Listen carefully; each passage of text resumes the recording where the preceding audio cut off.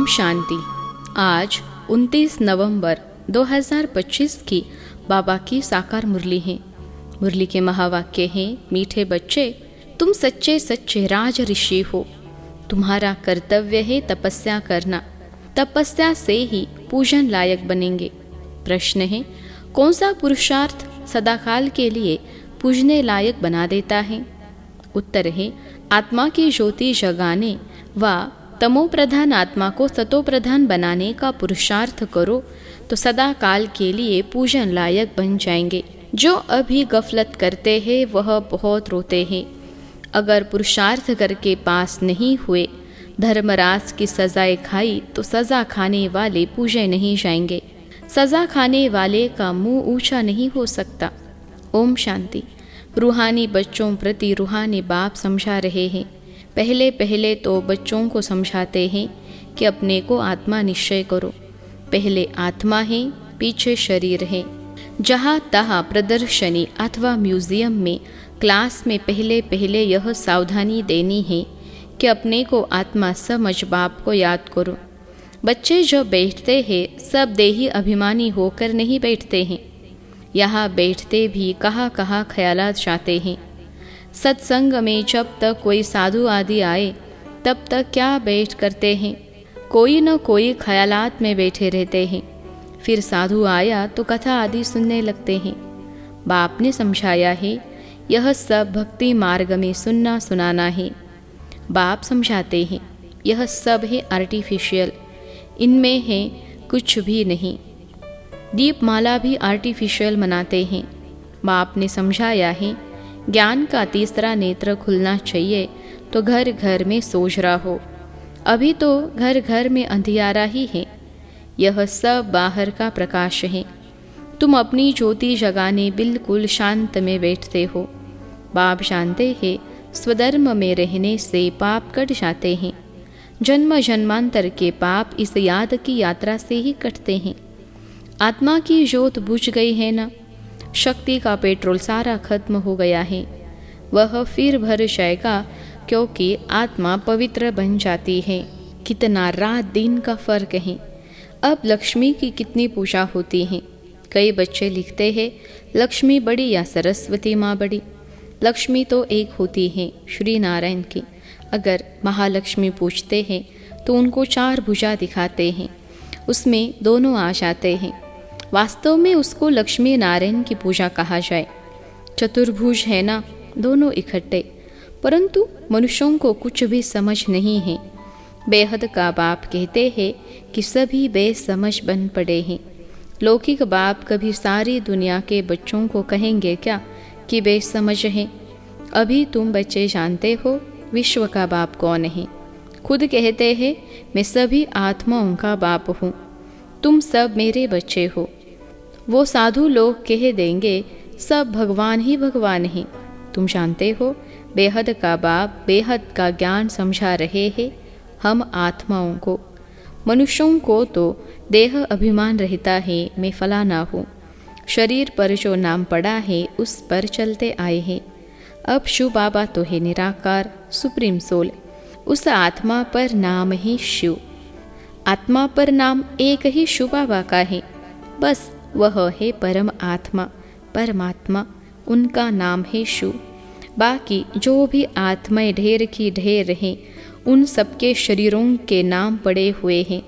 शिव बाबा यहाँ रहता नहीं है, वह तो परम धाम से आते हैं। शिव अवतरण भी है। अभी बाप ने तुमको समझाया है, सभी आत्माएं यहाँ आती है पाड़ बजाने। बाप का भी पार्ट है। बाप तो बहुत बड़ा काम यहाँ करते हैं। अवतार मानते हैं तो उनकी तो हॉलीडे और स्टैम्प आदि होनी चाहिए। सब देशों में हॉलीडे होनी चाहिए क्योंकि बाप तो सबका सदगति दाता है ना। उनका जन्मदिन और चले जाने का दिन, डेट आदि का भी पता नहीं पड़ सकता क्योंकि यह तो न्यारा है ना, इसलिए सिर्फ शिवरात्रि कह देते हैं। यह भी तुम बच्चे जानते हो। आधा कल्प है बेहद का दिन, आधा कल्प है बेहद की रात। रात पूरी होकर फिर दिन होता है, उसके बीच में बाप आते हैं। यह तो एक्यूरेट टाइम है। मनुष्य जन्मते हैं तो म्यूनसिपाल्टी में नोट करते हैं ना, फिर 6 दिन के बाद उनका नाम रखते हैं, उसको कहते हैं नामकरण। कोई छठी कहते, भाषाएं तो बहुत है ना। लक्ष्मी की पूजा करते हैं, आतिशबाजी जलाते हैं। तुम पूछ सकते हो, जो लक्ष्मी का त्योहार आप मनाते हो, यह कब तख्त पर बैठी? तख्त पर बैठने का ही कारोनेशन मनाते हैं, उनका जन्म नहीं मनाते। लक्ष्मी का चित्र थाली में रख उनसे धन मांगते हैं, बस और कुछ नहीं। मंदिर में जाकर भल कुछ मांगेंगे, परंतु दीपमाला के दिन तो उनसे सिर्फ पैसा मांगेंगे। पैसा देती थोड़े ही है, यह जैसी जैसी भावना है। अगर कोई सच्ची भावना से पूजा करते तो अल्पकाल के लिए धन मिल सकता है। यह है ही अल्पकाल का सुख, कहा तो स्थायी सुख भी होगा ना। स्वर्ग का तो उन्हों को पता ही नहीं है। यहाँ स्वर्ग की भेंट में कोई खड़ा हो नहीं सकता। तुम जानते हो, आधा कल्प है ज्ञान, आधा कल्प है भक्ति, फिर होता है वैराग्य। समझाया जाता है यह पुरानी छी दुनिया है, इसलिए फिर नई दुनिया ज़रूर चाहिए। नई दुनिया वैकुंठ को कहते हैं, उसको हेवन पैराडाइज कहा जाता है। इस ड्रामा में पार्टधारी भी अविनाशी हैं। तुम बच्चों को मालूम पड़ा है कि हम आत्मा पाठ कैसे बचाती हैं। बाबा ने समझाया है, किसको भी प्रदर्शनी आदि दिखाना है तो पहले पहले यह एम ऑब्जेक्ट समझानी है। सेकंड में जीवन मुक्ति कैसे मिलती है। जन्म मरण में तो ज़रूर आना ही है। तुम सीढ़ी पर बहुत अच्छी रीति समझा सकते हो। रावण राज्य में ही भक्ति शुरू होती है। सतयुग में भक्ति का नाम निशान नहीं होता। ज्ञान और भक्ति दोनों अलग अलग है ना। अभी तुमको इस पुरानी दुनिया से वैराग्य है। तुम जानते हो यह पुरानी दुनिया अब खत्म होनी है। बाप सदैव बच्चों के सुखदायी ही होते हैं। बच्चों के लिए ही बाप कितना माथा मारते हैं। बच्चे के लिए ही गुरुओं के पास जाते हैं, साधुओं के पास जाते हैं। कैसे भी करके बच्चा हो, क्योंकि समझते हैं बच्चा होगा तो उनको मिल्कियत देकर जाएंगे। बच्चा हो तो उनको हम वारिस बनाएं, तो बाप कभी बच्चों को दुख थोड़े ही देंगे। इम्पॉसिबल है। तुम मात पिता कहकर कितनी रड़ियाँ मारते रहते हो, तो बच्चों का रूहानी बाप सबको सुख का ही रास्ता बताते हैं। सुख देने वाला एक ही बाप है, दुख हरता सुख करता एक रूहानी बाप है। यह विनाश भी सुख के लिए ही है, नहीं तो मुक्ति जीवन मुक्ति कैसे पाएंगे। परंतु यह भी कोई समझेंगे थोड़े ही। यहाँ तो सब है गरीब आबलाय जो अपने को आत्मा निश्चय कर सकते हैं। बाकी बड़े लोगों को देह का अभिमान इतना कड़ा पक्का हो गया है, जो बात मत पूछो। बाबा बार बार समझाते हैं, तुम राज ऋषि हो। ऋषि हमेशा तपस्या करते हैं। वह तो ब्रह्म को तत्व को याद करते हैं, या कोई काली आदि को भी याद करते होंगे। बहुत सन्यासी भी है जो काली की पूजा करते हैं, माँ काली के ही पुकारते हैं। बाप कहते हैं इस समय सब विकारी हैं, कामचिता पर बैठ सब काले हुए हैं। माँ बाप बच्चे सब काले हैं, यह बेहद की बात है। सतयुग में काले होते नहीं, सब है गोरे, फिर कभी सावरे बनते हैं। यह तुम बच्चों को बाप ने समझाया है। थोड़ा थोड़ा पतित होते होते अंत में बिल्कुल ही काले हो जाते हैं। बाप कहते हैं रावण ने कामचिता पर चढ़ाए बिल्कुल काला बना दिया है। अब फिर तुमको ज्ञान चिता पर चढ़ाता हूँ। आत्मा को ही पवित्र बनाना होता है। अब पतित पावन बाबा कर पावन बनने की युक्ति बताते हैं। पानी क्या युक्ति बताएंगे, परंतु तुम किसको समझाओ तो कोटों में कोई ही समझकर ऊंच पद पाते हैं। अभी तुम बाप से अपना वर्षा लेने आए हो 21 जन्मों के लिए। तुम आगे चलकर बहुत साक्षात्कार करेंगे। तुमको अपनी पढ़ाई का सब पता पड़ेगा। जो कभी गफलत करते हैं फिर बहुत रोएंगे। सजाएं भी तो बहुत होती है ना, फिर पद भी भ्रष्ट हो जाता है। मुंह ऊंचा कर नहीं सकेंगे। इसलिए बाप कहते हैं, मीठे मीठे बच्चों, पुरुषार्थ कर पास हो जाओ। जो कुछ भी सज़ा नहीं खानी पड़े तब पूजन लायक भी बनेंगे। सज़ा खाई तो फिर थोड़े ही पूजे जाएंगे। तुम बच्चों को पुरुषार्थ बहुत करना चाहिए। अपनी आत्मा की ज्योति जगानी है। अभी आत्मा तमो प्रधान बनी है, उनको ही सतो प्रधान बनाना है। आत्मा है ही बिंदी, एक सितारा है, उनका और कोई नाम रख नहीं सकते। बच्चों को समझाया है, उनका साक्षात्कार हुआ है। स्वामी विवेकानंद और रामकृष्ण परमहंस का बतलाते हैं। उसने देखा उनसे कुछ लाइट निकली, सो तो आत्मा ही निकलती है। उसने समझा वह मेरे में समा गई। अब आत्मा कोई आकर समा थोड़े ही सकती है, वह तो जाकर दूसरा शरीर लेती है। पिछाड़ी में तुम बहुत देखेंगे, नाम और रूप से न्यारी कोई चीज़ होती नहीं। आकाश पोलार है, उनका भी नाम है। अब यह तो बच्चे समझते हैं, कल्प कल्प स्थापना जो होती आई है वह होनी ही है। हम ब्राह्मण नंबरवार पुरुषार्थ करते रहते हैं। जो सेकंड गुजरता है उसको ड्रामा ही कहा जाता है। सारी दुनिया का चक्र फिरता रहता है। यह 5000 वर्ष का चक्र जू मिसल फिरता रहता है, टिक टिक होती रहती है। अभी तुम मीठे मीठे बच्चों को सिर्फ बाप को ही याद करना है। चलते फिरते काम करते बाप को याद करने में ही कल्याण है। फिर माया चमाट लगा देगी। तुम हो ब्राह्मण, भ्रमरी मिसल कीड़े को आप समान ब्राह्मण बनाना है। वह भ्रमरी का तो एक दृष्टांत है। तुम हो सच्चे सच्चे ब्राह्मण, ब्राह्मण को ही फिर देवता बनना है। इसलिए तुम्हारा यह है पुरुषोत्तम बनने के लिए संगम युग। यहाँ तुम आते ही हो पुरुषोत्तम बनने के लिए। पहले ब्राह्मण जरूर बनना पड़े। ब्राह्मणों की छोटी है ना, तुम ब्राह्मणों को समझा सकते हो।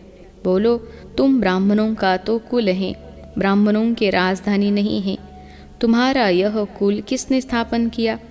तुम्हारा बड़ा कौन है? फिर तुम जब समझाएंगे तो बहुत खुश होंगे। ब्राह्मणों को मान देते हैं क्योंकि वह शास्त्र आदि सुनाते हैं। पहले राखी बांधने के लिए भी ब्राह्मण जाते थे, आजकल तो बच्चियाँ जाती हैं। तुमको तो राखी उनको बांधनी है जो पवित्रता की प्रतिज्ञा करे। प्रतिज्ञा जरूर करनी पड़े। भारत को फिर से पावन बनाने के लिए हम यह प्रतिज्ञा करते हैं, तुम भी पावन बनो, औरों को भी पावन बनाओ। और किसकी ताकत नहीं जो ऐसे कह सके। तुम जानते हो यह अंतिम जन्म पावन बनने से हम पावन दुनिया के मालिक बनते हैं। तुम्हारा धंधा ही यह है। ऐसे मनुष्य कोई होते ही नहीं। तुमको जाकर यह कसम उठवाना है। बाप कहते हैं, काम महाशत्रु है, इस पर विजय पानी है। इस पर जीत पाने से ही तुम जगत जीत बनेंगे। इन लक्ष्मी नारायण ने जरूर आगे जन्म में पुरुषार्थ किया है, तब तो ऐसा बने हैं ना। अभी तुम बता सकते हो किस कर्म से इनको यह पद मिला। इसमें मूंझने की तो कोई बात ही नहीं। तुमको कोई इस दीपमाला आदि की खुशी नहीं है। तुमको तो खुशी है, हम बाप के बने हैं, उनसे वर्षा पाते हैं। भक्ति मार्ग में मनुष्य कितना खर्चा करते हैं, कितने नुकसान भी हो जाते हैं। आग लग जाती है परंतु समझते नहीं।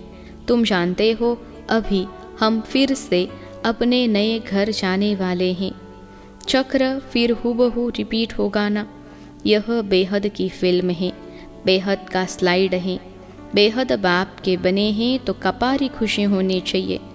हम बाप से स्वर्ग का वर्षा जरूर लेंगे। बाप कहते हैं, पुरुषार्थ से जो चाहिए सो लो। पुरुषार्थ तुमको ज़रूर करना है।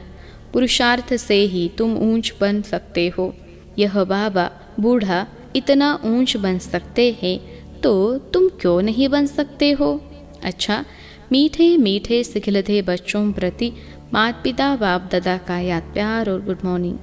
रूहानी बाप की रूहानी बच्चों को नमस्ते। हम रूहानी बच्चों की सिखलते रूहानी माता पिता बाप दादा को याद प्यार, गुड मॉर्निंग और नमस्ते। धारणा के लिए मुख्य सार। पहली पॉइंट है, जैसे बाप सदा बच्चों के प्रति सुखदायी है, ऐसे सुखदायी बनना है। सबको मुक्ति, जीवन मुक्ति का रास्ता बताना है। दूसरी पॉइंट है, देही अभिमानी बनने की तपस्या करनी है। इस पुरानी छीछी दुनिया से बेहद का वैरागी बनना है।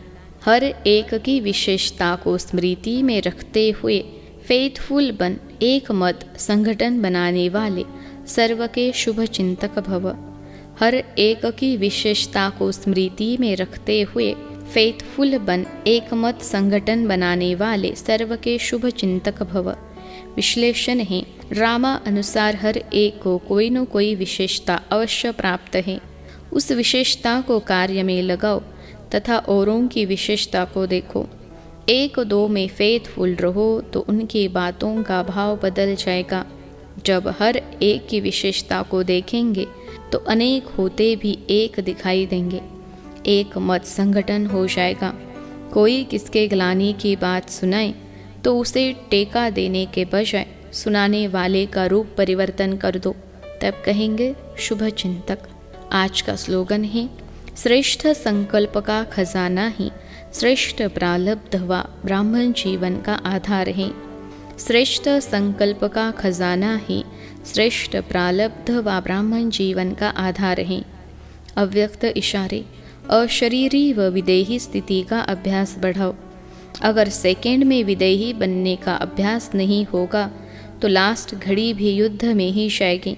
और जिस बात में कमज़ोर होंगे, चाहे स्वभाव में, चाहे संबंध में आने में, चाहे संकल्प शक्ति में, वृत्ति में, वायुमंडल के प्रभाव में, जिस बात में कमज़ोर होंगे उसे रूप में जानबूझकर भी माया लास्ट पेपर लेगी। इसलिए विदेही बनने का अभ्यास बहुत ज़रूरी है। अच्छा, ओम शांति।